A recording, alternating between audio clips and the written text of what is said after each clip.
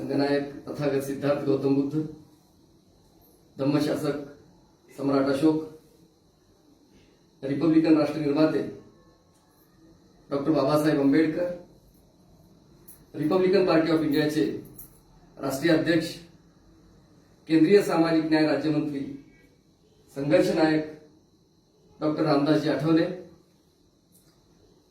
Republican Party of इंडियाचे राष्ट्रीय उपाध्यक्ष आदरणीय Kakasaheb Khambalkar, Republican Party of इंडियाचे राष्ट्रीय उपाध्यक्ष आणि रिपब्लिकन विचारवंत आदरणीय काकासाहेब खंबाळकर, बीड जिल्ह्याचे कार्याध्यक्ष, अगदी पॅन्थरपासून रिपब्लिकनचं या पूर्ण चळवळीमध्ये सक्रिय असलेले आमच्या परिसरातील जिल्ह्यामधील लोकनेते आदरणीय संदीपान तात्या हजारे आणि आजच्या मी रिपब्लिकन फेसबुक पेजवरून हा जो कार्यक्रम या ठिकाणी आपण लाईव्ह केलेला आहे, या कार्यक्रमाला उपस्थित राहण्याची संधी मिळालेली आपण सर्व बांधव मित्रहो, मी रिपब्लिकन फेसबुक पेजवरून आपण 26 जानेवारी 2021 पासून रिपब्लिक डे मार्गदर्शन मालिका प्रारंभ केलेली आहे. या मार्गदर्शन मालिकेच्या माध्यमातून रिपब्लिकन पार्टीचे जे ज्येष्ठ आमचे नेते मंडळी आहेत, ज्यांनी बाबासाहेबांच्या विचाराचा अभ्यास तर केलेलाच आहे, परंतु त्या विचाराला समाजामध्ये रुजविण्यासाठी जो काही संघर्ष करायचा असतो, त्या संघर्षामध्ये अग्रेसर असलेले आमचे जे ज्येष्ठ नेते मंडळी आहेत, या नेते मंडळींनाच या मी रिपब्लिकन फेसबुक पेजवरून या देशातील तमाम बांधवांना, तमाम रिपब्लिकन बांधवांना मार्गदर्शन करण्याचा अधिकार आम्ही मी रिपब्लिकन फेसबुक पेजच्या माध्यमातून निर्माण केलेला आहे. कारण मी प्राध्यापक आहे, मी डॉक्टर आहे, मी वकील आहे, मी प्राचार्य आहे, मी आमच्या पण रिपब्लिकन पार्टीचा द्वेष करतो, बाकीचे सगळे बाकीचं काही पण करतो. तर आम्ही संघर्ष आणि तत्वज्ञान याची सांगड घालून काम करणारे रिपब्लिकन पार्टीचे जे ज्येष्ठ मंडळी आहेत, या सर्व मंडळींना या ठिकाणी पाचारण करून रिपब्लिकन बांधवांना संविधानिक मार्गदर्शन करण्याचं नियोजन आम्ही केलेलं आहे. त्यानुसार आतापर्यंत म्हणजे पहिलं जे उद्घाटकीय या मालिकेचं उद्घाटन विनोद निकाळजे यांनी, जो आदरणीय रामदासजी आठवले साहेबांनी मराठवाडा विभागीय बैठकीच्या निमित्तानं औरंगाबादमधून जो संदेश दिला, शेवटच्या श्वासापर्यंत मी रिपब्लिकन, या विषयावर विनोद निकाळजे यांनी मार्गदर्शन केलं. त्यानंतर आपले रिपब्लिकन पार्टीचे राष्ट्रीय उपाध्यक्ष डॉक्टर एम वेंकटस्वामी कर्नाटकाचे, त्यांनी इंग्रजीमधून रिपब्लिकन दी कॉन्स्टिट्यूशनल फिलॉसॉफी या विषयावर त्यांनी मार्गदर्शन केलं. त्यानंतर आमचे ज्येष्ठ रिपब्लिकन विचारवंत आदरणीय अविनाशजी वातेकर यांनी बाबासाहेबांनी जे म्हणजे या देशाला, भारतीय नागरिकांना जे खुलं पत्र लिहिलं आहे रिपब्लिकन पार्टी स्थापनेच्या संदर्भातलं, त्या खुल्या पत्राच्या संदर्भात इतकं अमूल्य असं मार्गदर्शन केलं, त्यांचे आभार व्यक्त केले पाहिजे. आदरणीय अविनाशजी वातेकरांच्या नंतर आज आमचे काकासाहेब खंबाळकर यांचा आजचा विषय काय की 25 तारखेला रिपब्लिकन पार्टी ऑफ इंडियाच्या वतीनं भूमिमुक्ती आंदोलनाची घोषणा आदरणीय रामदासजी आठवले साहेबांनी केलेली आहे. आणि त्या आंदोलनाची पार्श्वभूमी कुणी मांडायची, त्यासाठी आदरणीय काकासाहेबजी खंबाळकर यांचा आम्ही यांचं नाव म्हणजे त्या ठिकाणी म्हणजे क्रमप्राप्त होतं, त्यानुसार त्यांना आम्ही पाचारण केलं आणि त्यांनी ती आमची विनंती सुद्धा मान्य केली. पण त्यामध्ये आणखी दुधात साखर, आता हा कार्यक्रम मुंबईहून नाही होणार होता, परंतु काकासाहेब लातूरला आलेले कळल्यानंतर मी म्हटलं कार्यक्रम आता अंबाजोगाईतूनच लाईव्ह होणार. मग अंबाजोगाईतून तो कार्यक्रम लाईव्ह करण्याची संधी अंबाजोगाईकरांना, बीड जिल्हावासियांना ही जी काही मिळवून दिली, त्याबद्दल आदरणीय काकासाहेब यांचे सुद्धा आम्ही ऋणी आहोत.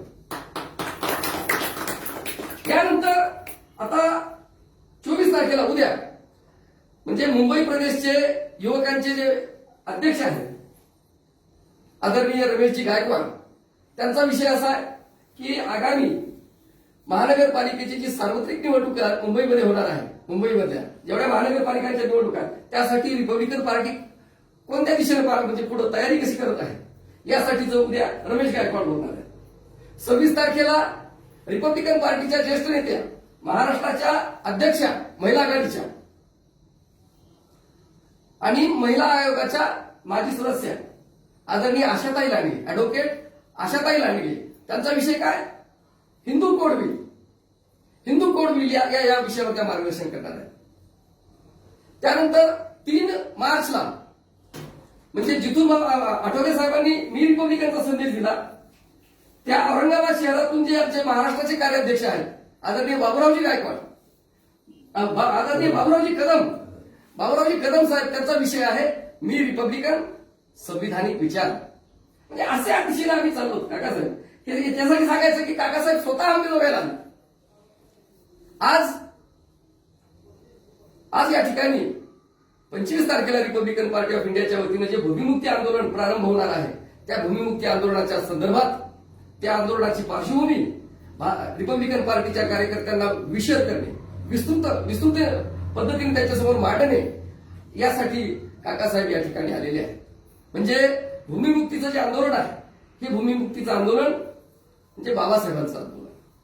18 मार्च 1956 आग्र्याला जे शेड्यूल कास्ट फेडरेशनची सभा झाली, त्या सभेमध्ये बाबासाहेबांनी सांगितलं की आता माझा शेवटचा जो काही काळ आहे तो मी आता भूमिहीनांच्या हितासाठी मी लावणार आहे. मग ते बाबासाहेबांचं जे काही शेवटचं त्यांचा जे संदेश आहे किंवा भूमिहीनांना त्यांच्या हितासाठी मला काम करायचं आहे. त्याचबरोबर भारत देश स्वतंत्र होतोय, स्वतंत्र झाल्यानंतर तो रिपब्लिकन भारत म्हणून 26 जानेवारी 1950ला म्हणजे त्याचा सुरुवात होते आणि या भारतामध्ये राजकीय समता प्रस्थापित होते, परंतु सामाजिक समतेच्या संदर्भात कुणीही गंभीर नाही. आज केंद्र शासनाकडं, राज्य शासनाकडं करोडो हेक्टर जमीन पडून आहे. ही जमीन जर त्या भागातील नागरिकांना जर सन्मानानं दिली, 5-5 एकर जमीन जर त्यांना सन्मानानं दिली, तर ते कुटुंब उभे राहतील.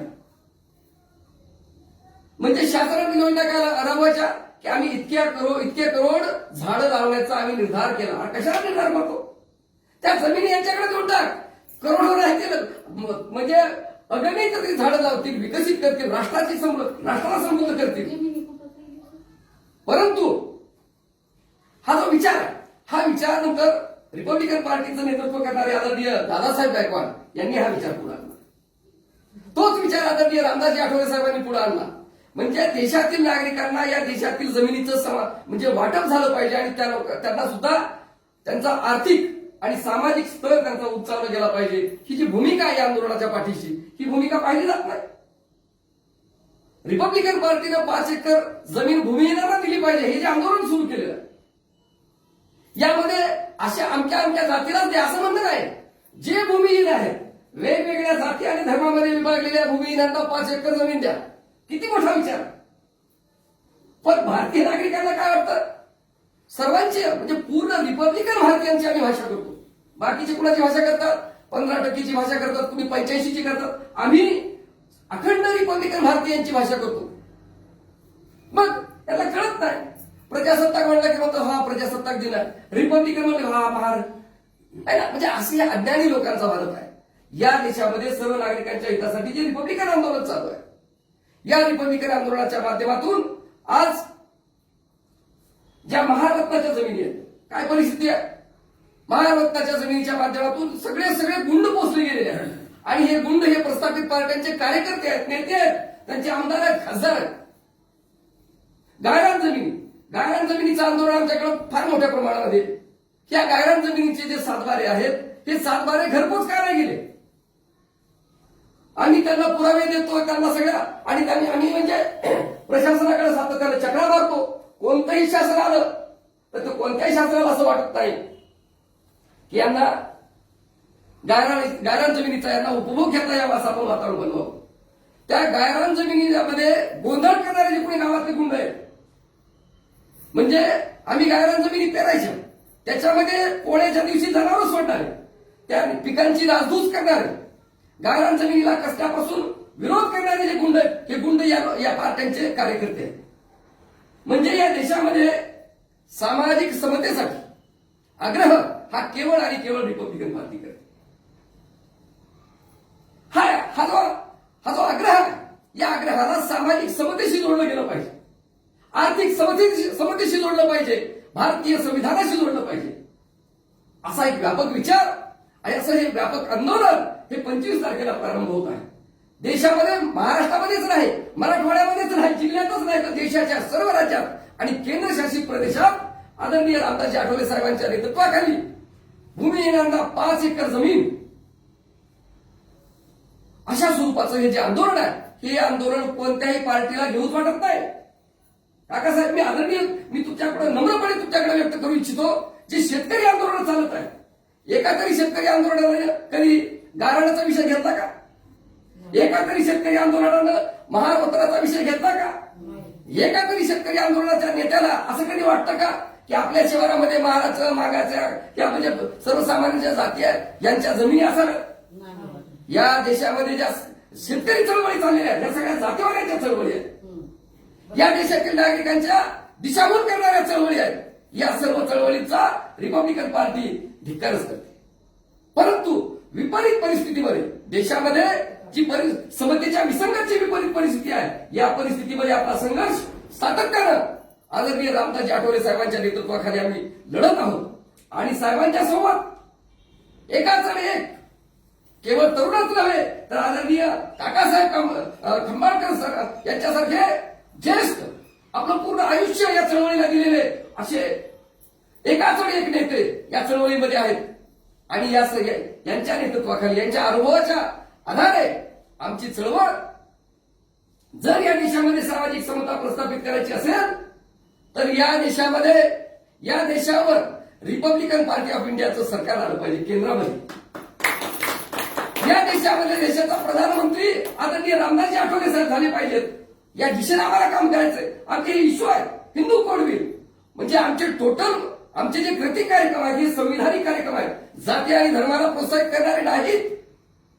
परंतु या सगळ्या गोष्टी रिपब्लिकन पार्टीच्या कार्यकर्त्यांनी शेवटच्या कार्यकर्त्यापर्यंत घेऊन जाण्याची साखळी जी बनवायची आहे, जे नेटवर्क बनवायचं आहे, त्या दिशेनं काम करण्यासाठी सदैव तरुण कार्यकर्त्यांना, उत्साही कार्यकर्त्यांना शाबासकी, प्रोत्साहन, मार्गदर्शन करण्यासाठी सदैव तत्पर असलेले आदरणीय काकासाहेब खंबाळकर यांना आम्ही सातत्यानं अनुभवतो. असे आदरणीय Kakasaheb Khambalkar Republican Party of इंडियाचं जे राष्ट्रीय आंदोलन आहे, भूमिमुक्ती आंदोलन, यावर त्याची पार्श्वभूमी पूर्ण भारतीयांना, पूर्ण कार्यकर्त्यांना समजावून सांगण्यासाठी त्यांनी आमच्या विनंतीला मान दिला. याबद्दल आम्ही त्यांचे शतशः ऋणी आहोत.